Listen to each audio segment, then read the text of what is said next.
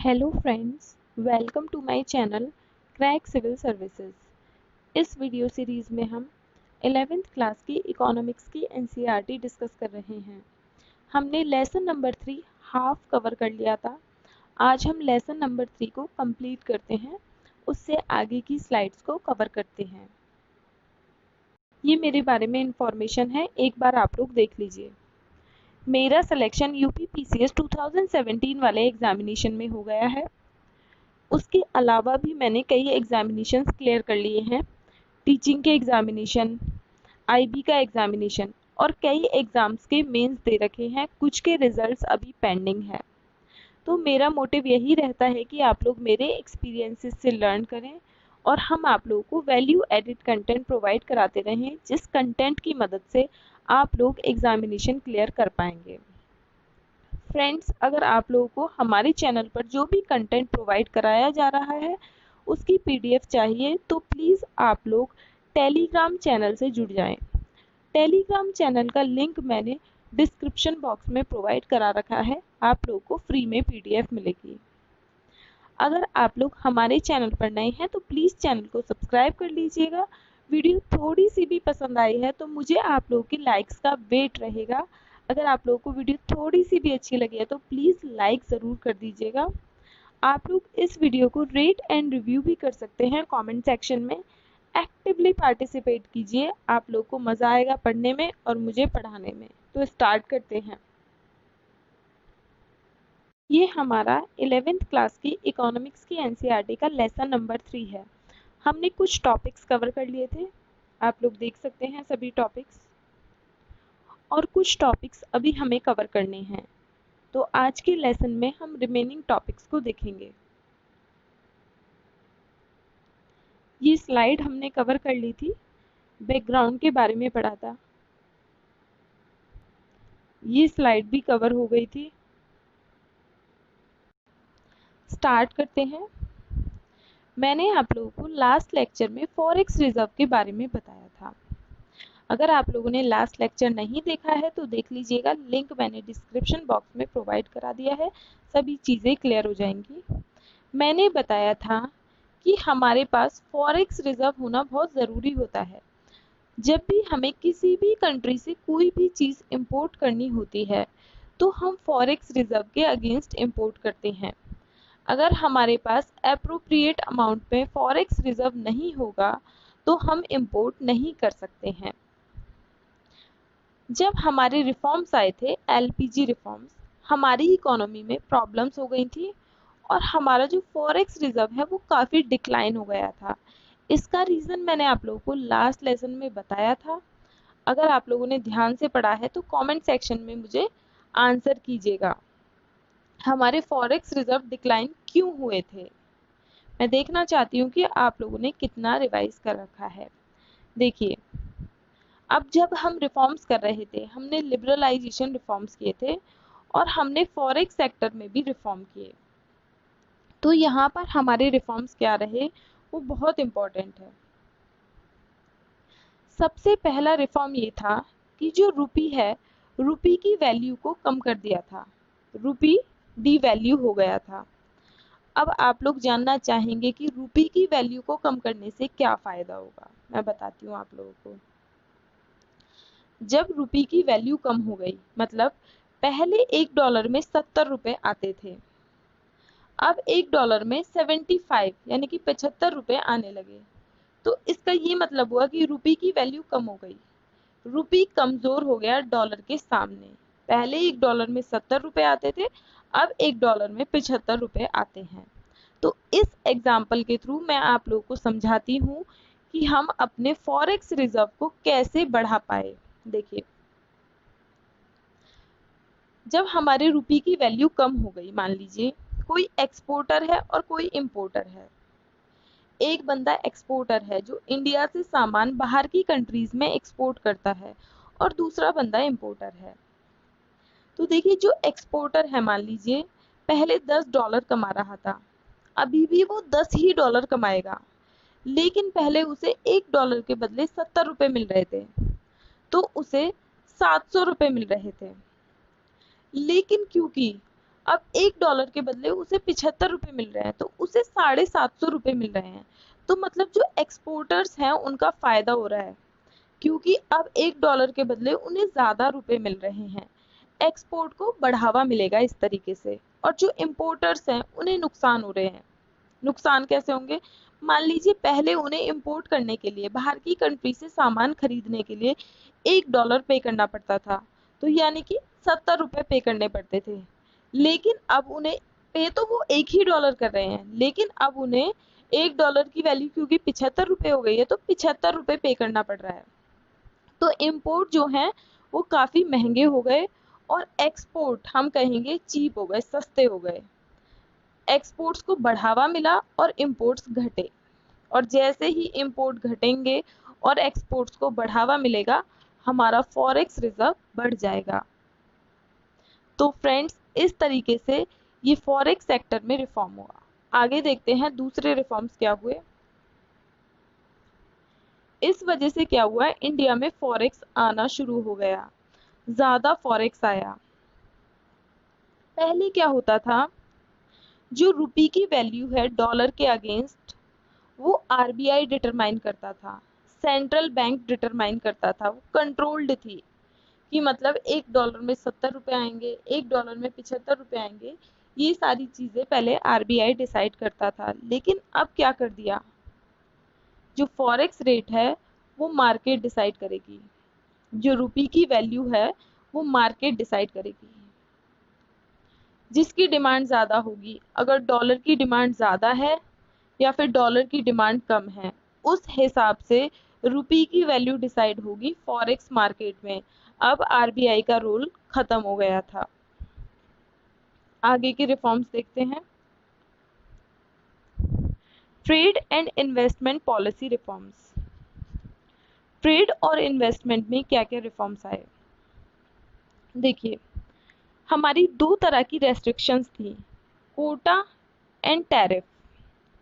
कोटा क्या होता था, मतलब हमारी जो पॉलिसी थी वो थी इंपोर्ट सब्स्टिट्यूशन की, मतलब हमें इंपोर्ट कम से कम करने हैं और ज़्यादा से ज़्यादा मैन्युफैक्चरिंग अपनी कंट्री में करनी है।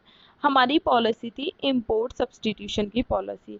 अब वो पॉलिसी हटा दी गई थी, क्योंकि इंपोर्ट सब्स्टिट्यूशन की पॉलिसी हम इसलिए लाए थे कि जो हमारी इंडियन इंडस्ट्रीज़ हैं अभी वो नेसेंट थी और बाहर की वेल एस्टेब्लिश्ड इंडस्ट्रीज से कंपटीशन नहीं कर पाती, हमारी इंडस्ट्रीज फ्लरिश नहीं कर पाती।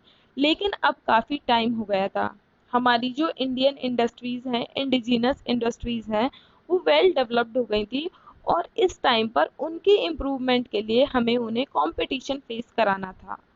तो हमने कोटा और टैरिफ ये हटा दिए थे।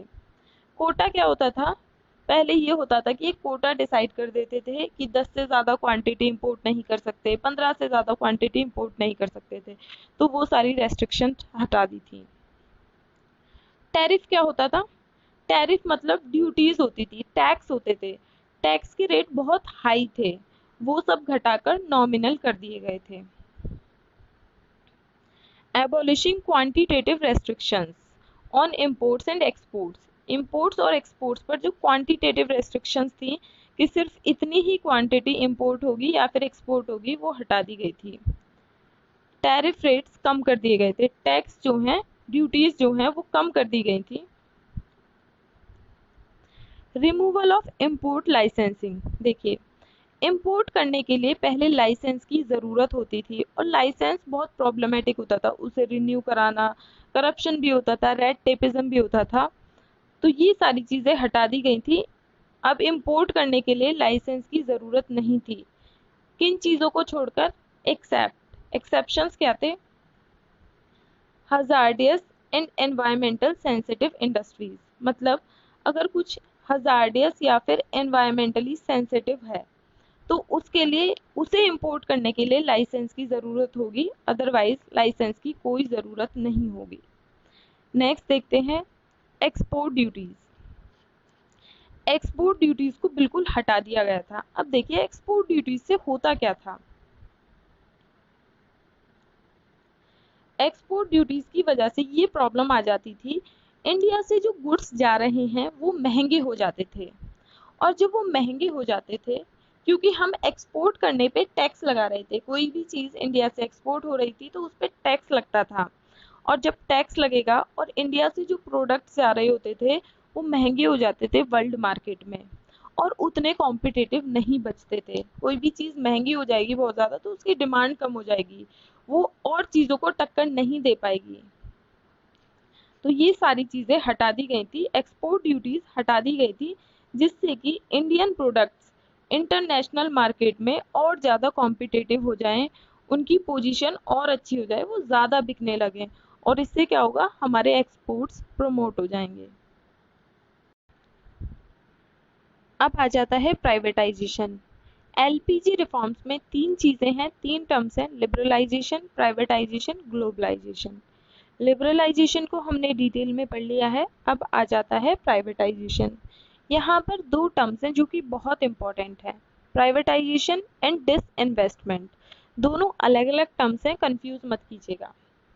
प्राइवेटाइजेशन का मतलब होता है किसी गवर्नमेंट कंपनी की ओनरशिप के साथ साथ मैनेजमेंट और कंट्रोल प्राइवेट सेक्टर को दे दिया जाए तो वो प्राइवेटाइजेशन हो जाता है। लेकिन डिसइन्वेस्टमेंट में ऐसा नहीं होता है। डिसइन्वेस्टमेंट में मैनेजमेंट और कंट्रोल गवर्नमेंट के पास ही रहता है, लेकिन कंपनी के जो कुछ शेयर्स हैं वो प्राइवेट सेक्टर में दे दिए जाते हैं। तो प्राइवेटाइजेशन और डिसइन्वेस्टमेंट में अंतर है। प्राइवेटाइजेशन मतलब मैनेजमेंट, कंट्रोल, सारी चीज़ें प्राइवेट सेक्टर के पास चली जाती हैं। डिसइन्वेस्टमेंट का मतलब होता है सिर्फ कुछ शेयर्स प्राइवेट सेक्टर के पास जाते हैं, मैनेजमेंट और कंट्रोल गवर्नमेंट के पास ही रहता है। Withdrawal of government from ownership and management of public sector companies, ये होता है प्राइवेटाइजेशन। मतलब अगर गवर्नमेंट ओनरशिप छोड़ दे, ओनरशिप जो है वो गवर्नमेंट से प्राइवेट सेक्टर के पास चली जाए, साथ में मैनेजमेंट भी, मैनेजमेंट और कंट्रोल भी प्राइवेट सेक्टर के पास चला जाए, तो इसे हम कहते हैं प्राइवेटाइजेशन। लेकिन डिसइन्वेस्टमेंट में सिर्फ शेयर्स जाते हैं, मैनेजमेंट और कंट्रोल गवर्नमेंट के पास ही रहता है। ये बहुत ज़रूरी है, इसलिए मैंने आप लोगों को 2 बार समझाया है। अब देखिए प्राइवेटाइजेशन कैसे किया जाता है। Outright sale of public sector companies, public sector companies को सीधे सीधे बेच दिया जाता है प्राइवेट सेक्टर को, इस तरीके से। अब ये क्यों किया गया? To improve financial discipline and facilitate modernisation, जिससे कि जो हमारी कंपनीज हैं जो कि लॉस मेकिंग हो गई थी, काफ़ी सारी गवर्नमेंट की कुछ कंपनीज लॉस मेकिंग हो गई थी, उनमें फाइनेंशियल डिसिप्लिन को इम्प्रूव करना, उन्हें प्रॉफिट मेकिंग बनाना, साथ में मॉडर्नाइजेशन लाना, मतलब नई नई टेक्निक्स, कंपटीशन फेस कराना, और जो ग्लोबल लेवल के स्टैंडर्ड्स हैं, बेंचमार्क्स हैं, उन्हें लेकर आना। इनफ्लो ऑफ एफडीआई, इससे क्या हुआ, एफडीआई का इनफ्लो भी भारत में आया, भारत में फॉरेन डायरेक्ट इन्वेस्टमेंट आया। जब कंपनीज प्राइवेट सेक्टर के पास गई तो जो प्राइवेट सेक्टर है, बाहर से भी तो आते हैं, इंडिया के बाहर से बहुत सारे लोग इन्वेस्ट करते हैं, US, Singapore, China, even Japan से लोग इंडिया में इन्वेस्ट करते हैं। तो प्राइवेट सेक्टर में इन्वेस्टमेंट बाहर से भी हुआ, इससे क्या आया, हमारे देश में फॉरेन डायरेक्ट इन्वेस्टमेंट आया। तो ये बहुत ही इंपॉर्टेंट रहा। नेक्स्ट आ जाता है ग्लोबलाइजेशन। ग्लोबलाइजेशन का मतलब होता है कि जो वर्ल्ड है वो बॉर्डरलेस है, गुड्स और सर्विसेज के मूवमेंट पर कोई भी रेस्ट्रिक्शन नहीं है, तो इसे हम कहेंगे ग्लोबलाइजेशन। देखते हैं आगे डिटेल में। Main integration of the economy of the country with the world economy, मतलब एक देश की अर्थव्यवस्था अगर पूरे संसार की अर्थव्यवस्था से जुड़ जाए, एक देश की इकोनॉमी अगर पूरे वर्ल्ड की इकोनॉमी के साथ जुड़ जाए, तो उसे हम कहते हैं globalisation. Turning world into the whole, पूरा संसार एक हो जाए, क्रिएटिंग बॉर्डरलेस वर्ल्ड, मतलब गुड्स और सर्विसेज फ्रीली मूव कर पाएं, बॉर्डरलेस, कोई भी रेस्ट्रिक्शंस ना हो, तो वो चीज होती है हमारी ग्लोबलाइजेशन। इसका फायदा क्या होता है, देखिए कुछ रिसोर्सेज कहीं पर सरप्लस में है, मान लीजिए इंडिया में कोई भी रिसोर्स है वो सरप्लस में है, और मान लीजिए यूएस में वो रिसोर्स नहीं पाई जाती है, तो इंडिया से वो रिसोर्स यूएस पहुंचा दी जाएगी। जहां पर सरप्लस है और जहां पर डेफिशिएंसी है, बैलेंस हो जाएगा। तो ग्लोबलाइजेशन का पर्पस यही था, optimum utilisation of resources, surplus से डेफिशिएंसी में पहुंचाई जाए और रिसोर्सेज वेस्ट ना हो, और जहां पर कमी है वहां पर भी अवेलेबल कराई जा सके। तो ये ग्लोबलाइजेशन का पर्पस था। अब हम पढ़ते हैं आउटसोर्सिंग के बारे में। आउटसोर्सिंग अपने आप में बहुत इंपॉर्टेंट है, क्योंकि इंडिया सर्विसेज सेक्टर में बहुत आगे है और सर्विसेज को वो आउटसोर्स भी करता है अदर कंट्रीज में, तो इसलिए ये अलग से डाला हुआ है एनसीईआरटी में, बहुत इंपॉर्टेंट है।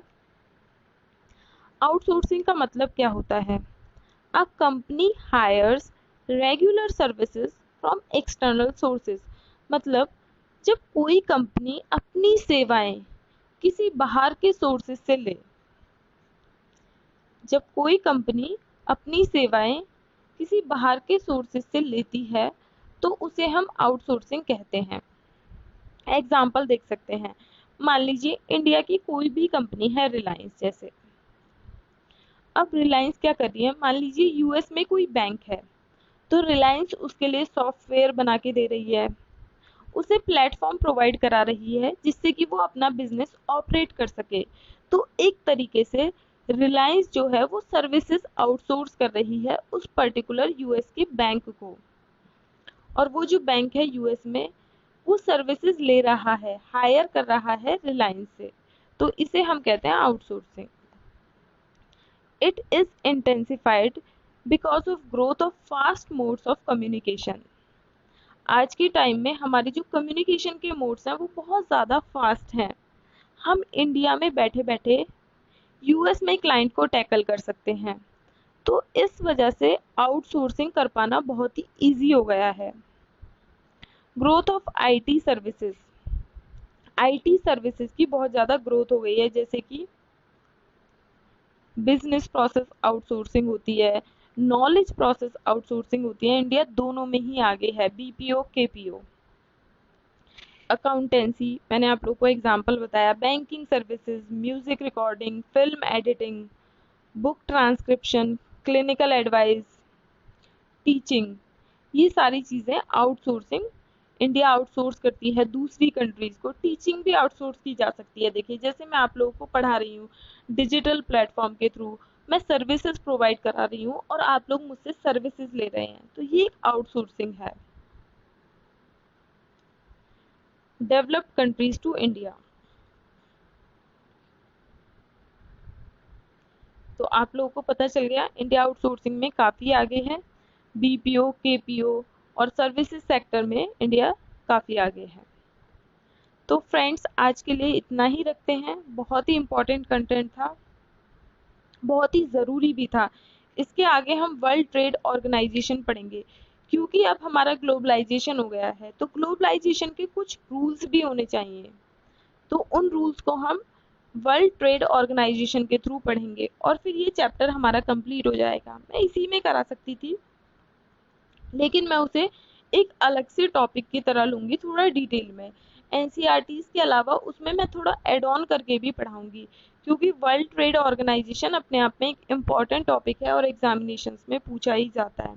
लास्ट में बस यही रिक्वेस्ट है, एफर्ट्स अच्छे लगे हैं, वीडियो थोड़ी सी भी पसंद आई है तो प्लीज़ लाइक ज़रूर कर दीजिएगा, सिर्फ यही रिक्वेस्ट है और कोई रिक्वेस्ट नहीं है आप लोगों से। एक्टिवली पार्टिसिपेट कीजिए, फ्रेंड्स के साथ शेयर कीजिए, अभी के अभी इस वीडियो को शेयर कर दीजिए, मुझे बहुत ही अच्छा लगेगा। जितना पार्टिसिपेशन बढ़ेगा मैं आप लोगों को उतना ही अच्छा कंटेंट प्रोवाइड कराती जाऊंगी। Thank you so much.